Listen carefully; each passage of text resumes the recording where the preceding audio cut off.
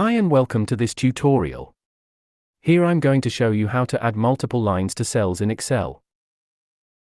So what I'm talking about is actually adding lines within a cell, not adding another row, so let's go ahead. Let me delete this real quick, and let's write some sample text.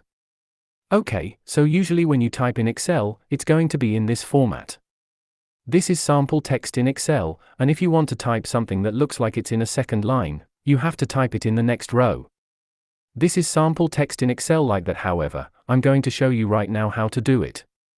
Within the same cell now there are a few caveats need to make sure you get the formatting right, but here's how you can do it. So this is sample text. Hit Alt plus Enter, so the Alt key, and Enter on Windows and Control Option Enter on Mac. And you see it takes me to the next line just like that. Now when I hit Enter the formatting will get a little messed up. But I'll show you how to fix that, so let's go ahead and enter this text.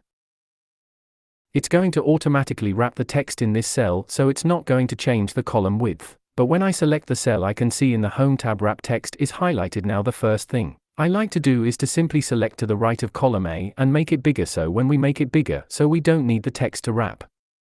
You can see that it is still on 2 lines. I'm going to double click here so it auto fits that row. Now we have text on multiple lines within the exact same cell in Excel.